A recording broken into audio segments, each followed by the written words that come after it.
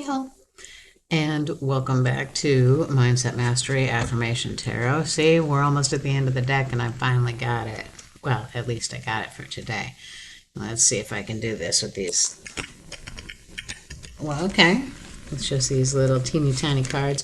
As usual, we're starting out with the Mindset Mastery. I hope you have had a wonderful week.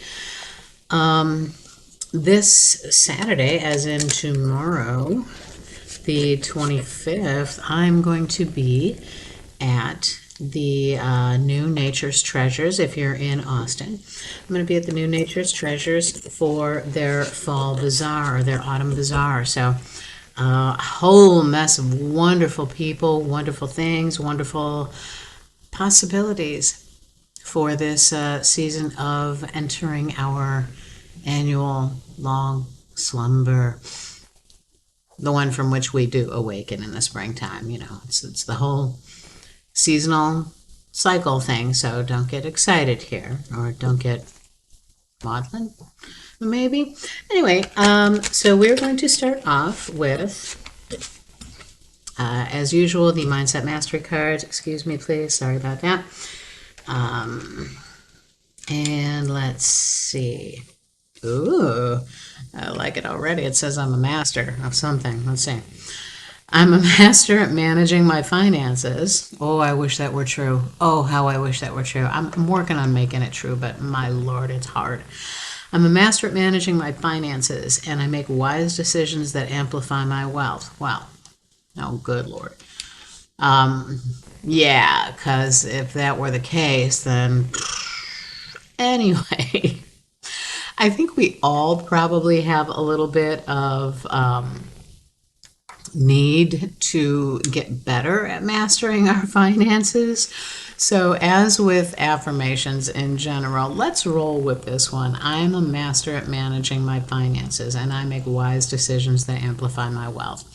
So that's what it says right there. Let me know if you can see that or not. I know it's the camera, it's the lighting, it's the everything. Let's see what it says on the back before we go into any kind of exposition type of deal. Make it a monthly habit to check in on your finances. I've already checked that box. Pick a day that works for you and dive into your financial statements. Look at your income, expenses, and investments. Take a moment to reflect on the decisions you're making with your money and find areas where you can do even better. Keeping a regular eye on your financial picture helps you make smart decisions, building a strong financial foundation, and working toward long-term wealth. Do even better keeping a regular eye on your financial decisions. Yeah, okay. Oh, helps you make smart choices in building a strong financial foundation and working towards long-term wealth. So yeah, I think we all kind of need that, especially right now in at least, well, kind of it's a global thing. So yeah, everybody could use a little bit of extra help, a little bit of an extra attention to their finances and what's going on with them. So I usually do and people who have done my taxes and tried to help me with my finances, yell at me, laughing, rolling on the floor, laughing out loud. Have a tendency to, I like to do it on a piece of paper. I don't like spreadsheets. They don't feel right. They don't make me feel like I'm getting into the expenses. It's just drag and drop, and type in a number. When you actually have to sit down and handwriting, cursive, is an ideomotor skill. It makes you think, it forges new pathways in your brain. So when you sit down and you actually write out the date and what the expense is and how much it is, it really puts it in your brain and makes you think about whether or not that expense is something that is required, whether it's valid, whether it is something that you're ready to change, move, give up. it makes you think.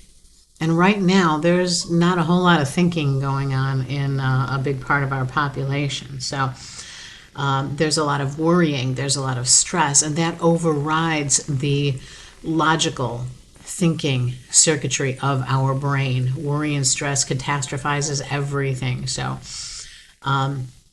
if you try to do your computerized stuff, your computerized budgeting, and it doesn't seem to be working, try sitting down with a piece of paper. I just use a blank piece of printer paper, and on one side I start at the top or at the bottom, depending. I start at the first day of the month, which is the first, and I write down the expenses, and I break down where my paycheck cuts off, typically, or which bills get paid the 1st through the 15th, then the 16th through the 30th, 31st. February gets off easy, sometimes. So once you kind of do that and you can list it, then you can manage where your paychecks fall in there and kind of shift things around if you really need to, depending on whether or not they're auto debit stuff. Point is, it actually connects you to the money that you're spending, and it connects you to the why of your spending, rather than just going having it populate and then just going, oh, you're in the red, and then you start freaking out even more. So try it the longhand way. It actually makes you think more. It engages your interaction with your expenses, whether you like it or not. So give that a shot and see if it helps. And if it does, try leaving a comment in the comment section. I would love to hear if that works for you or if you think it's silly. If it doesn't work for you. And I would love to hear why. So, please feel free. Also, if you have other suggestions, please do feel free to leave them in the comments. Things like on the monthly, check your your subscriptions. There's a system out there that can help you check your subscriptions and make sure that there are ones that you still want. They can look them up for you and try and find out through your banking information what subscriptions that you have if you don't know where your money is going and you need some help figuring that out. I don't remember what it is, but just, look it up, plug it into ChatGPT or plug it into Google search, subscription finder, online subscription finder. You will find what you're looking for, trust me. I don't use one because I monitor my my checking account, my accounts very, very closely. Yeah, I'm one of those. All right, enough about the monies, because there's going to be a whole lot more of it coming up as we get closer and closer to Christmas and the holidays and all the expenditures coming up. So next we are on to the rethink. I have just shuffled the cards 3 times. And I'm pulling out the first 2. And the first one that we have is moving forward with clarity. Moving forward with clarity. And here we have our little character moving upward. He's riding an upward arrow. So, onward and upward. I gain valuable insights from my past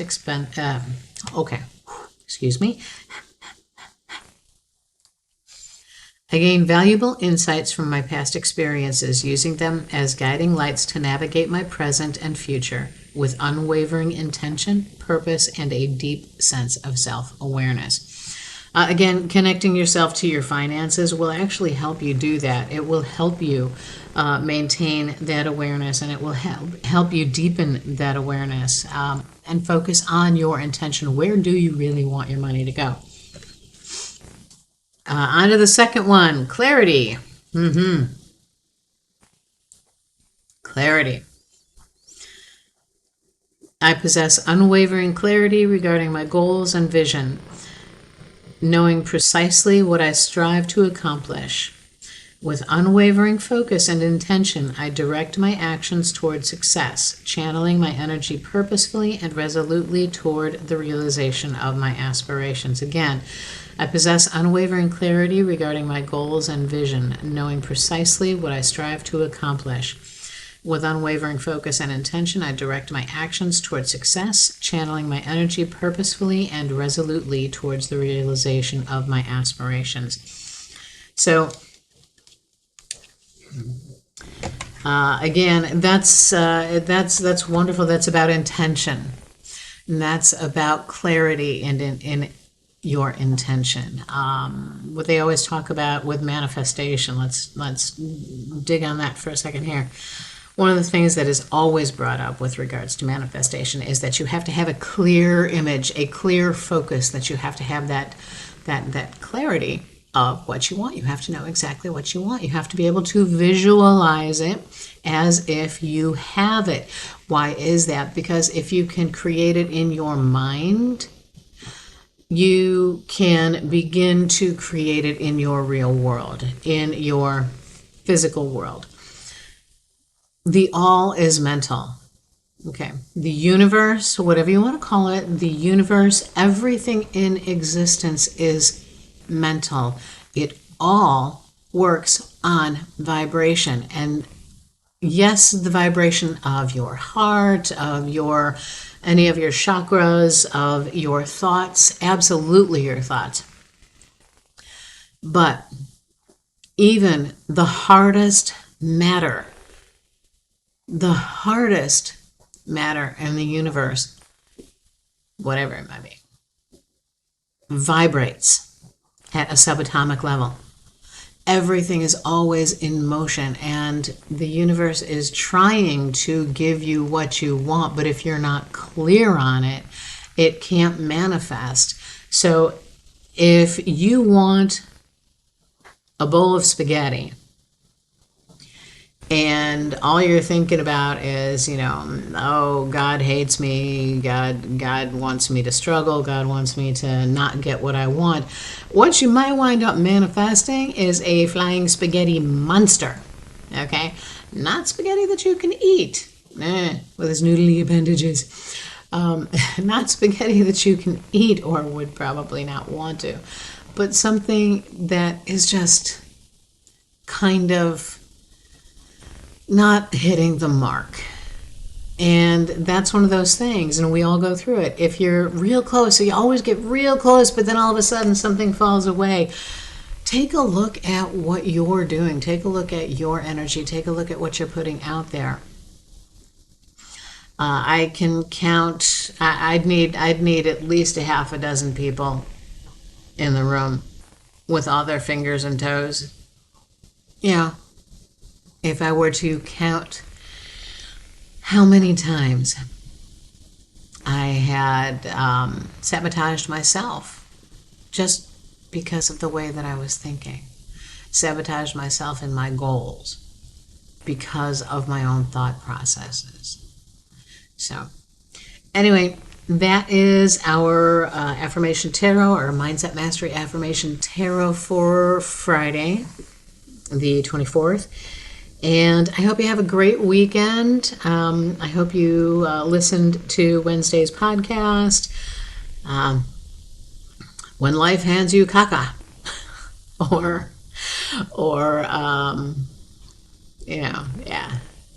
go check it out. When life hands you caca, the Entangled Cynic podcast.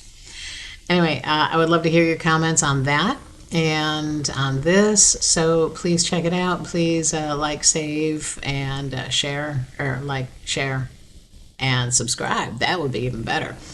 But other than that, thank you for being here. Have a great weekend, and we are getting really, really close to Halloween. So what are you going to be for Halloween? Go ahead and write it in the comments. Let me know. You're going to dress up as, well, use your imagination. Tell me what you would most like to be. If you could actually turn into that one thing on that one day for those 24 hours, what would you actually turn into? I'm having a hard time with it myself, but right now I'm kind of gearing toward Fizzgig. If you don't know who Fizzgig is, Fizzgig, look him up.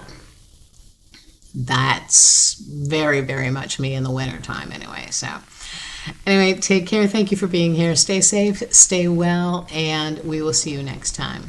Thanks again. Bye now.